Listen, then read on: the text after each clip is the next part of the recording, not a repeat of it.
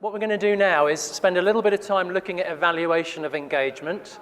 So basically, I'm going to look at some common conceptions of evaluation. Many of you have heard of the idea of, is it about accountability or learning? I'll look a little bit at that balance. Stress the importance of being clear about how engagement activities are actually influencing things, having an effect. Talk a little bit about the challenges of complexity.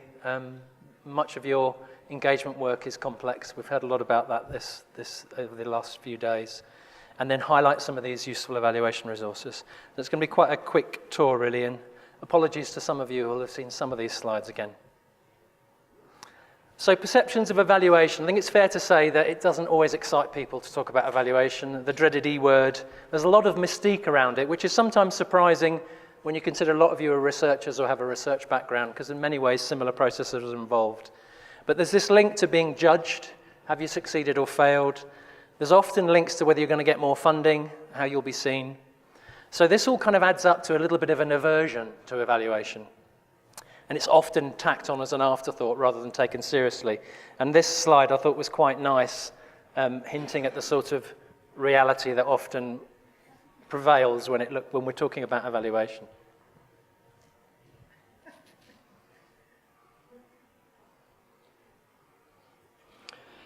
So one of the things that often comes up in the jargon of evaluation is it about accountability or is it about learning?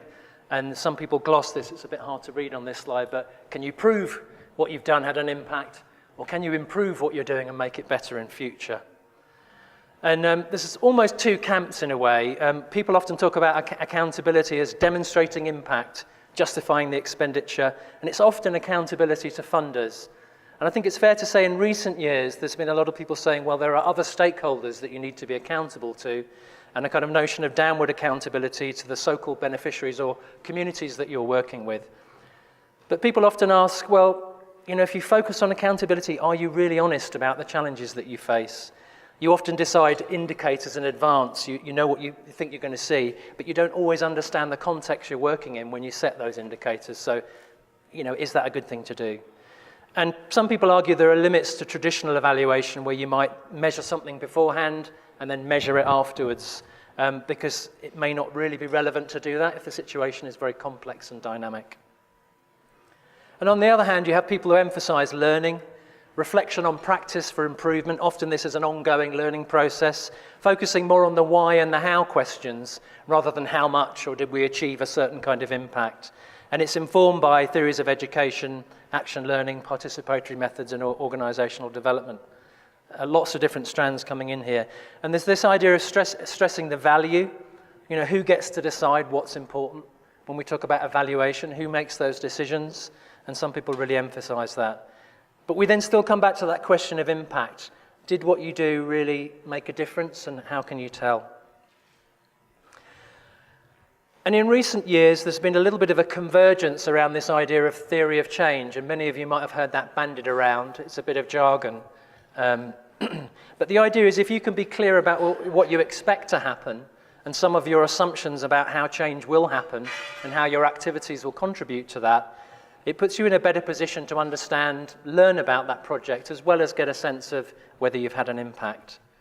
And in an international engagement workshop we had a few years ago, there's a quote from here saying, you know, if you make the theory of change clear, it means at least you can test it against the evidence that you're actually encountering, and it gives you potential to learn as well as a look at the impact. Particularly in international development, where some of my other work is, that these approaches are very popular. It's partly because it satisfies the people who like log frames and concrete sort of planning, and it also satisfies those who are more open to an emergent process. So it's a little bit of a collision of those two. Another bit of jargon you may often hear is attribution or contribution, and this will be familiar to many of you as researchers. Can you be definitive about your intervention causing the observed outcome? Or can you make a plausible case, a convincing case that you've made a contribution to that outcome? You may not be able to prove it. And many people argue that in a complex social setting or in complex social programs, like many of your engagement programs are, it's actually more scientific to look at a sort of humble understanding of contribution than to look for definitive proof. And I'm sure there may be many who would argue with that, but that's a sort of consensus on some parts of the spectrum. So just to dig a little bit more into this jargon of theory of change, being clear about what it is you think you're doing, who will do what practically as a result of your engagement activities, but also, crucially, how will those activities actually contribute to the changes that you start out hoping that you're going to see. Now, part of this is about the clarity of purpose, and this is a bit of a busy slide, not to go into it in too much detail, but some of you in the room were involved in generating a sense of what types of engagement are different people working on, and often with quite different groups, and we've heard that idea of different purposes rear its head over the last couple of days. So just to take a couple, working with particular communities, including those affected by health research, well, you might be hoping, underneath in blue, that the community better understands the research process. You might also hope that they have an independent perspective on that research. Two different things, but they're the kind of things you might be looking for. And if we look at the schools and university students' engagement, maybe one of the things you might look for is young people increasing an interest in and a knowledge of science and scientific careers. There are many other things, but this is just a really illustrative to give you examples. And there's other types of engagement work which are focused on what you might call intermediaries.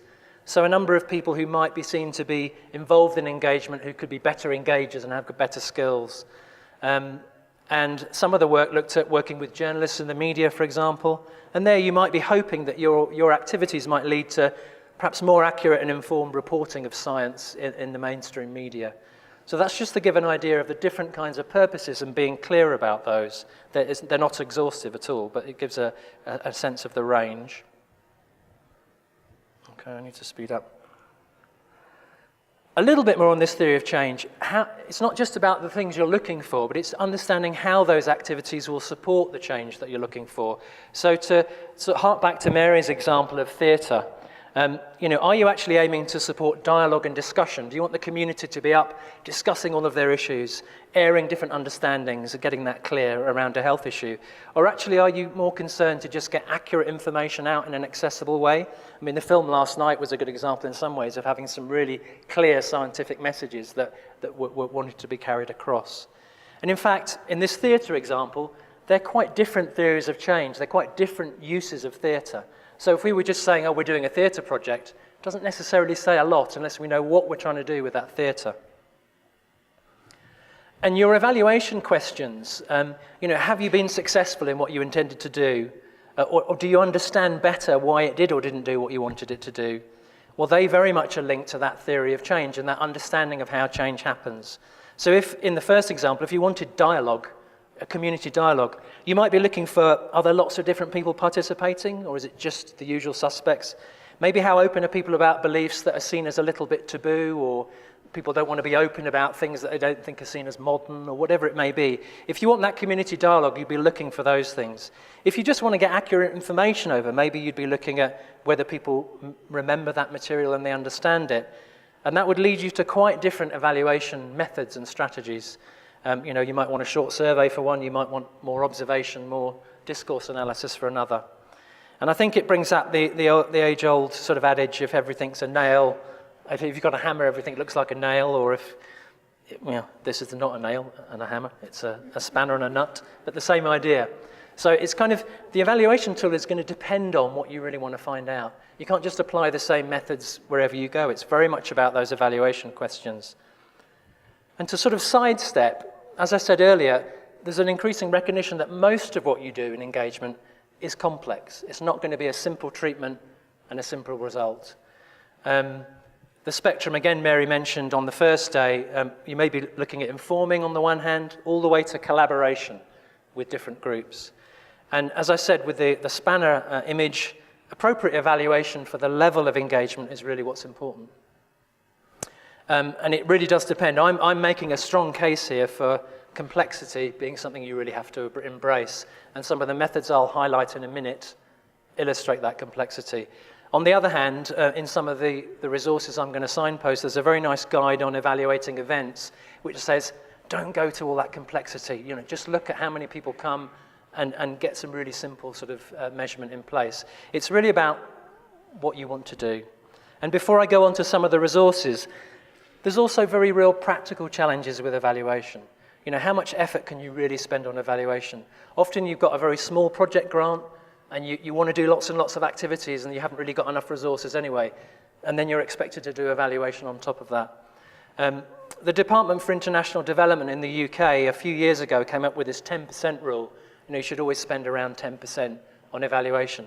I think the reality is if it's something very new, you might want to actually spend more money understanding how it works. If it's something you kind of know how it works, you've seen it done a lot of times before, maybe you don't need to spend so much money on it. Planning and evaluation at the start, we all know that one, it's a truism, but it often falls off the map.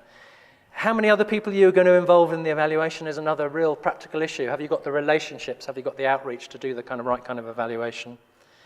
And then this idea of what you're going to do with what you found out. And the very catchily titled Utilisation Focused Evaluation of Michael Quinn Patton is really saying, who's going to use what you find out with your evaluation?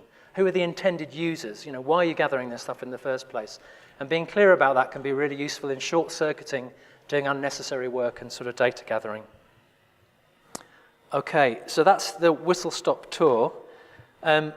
There are lots of useful resources out there to look at evaluating engagement, and a lot of them, surprise, surprise, are on Mesh.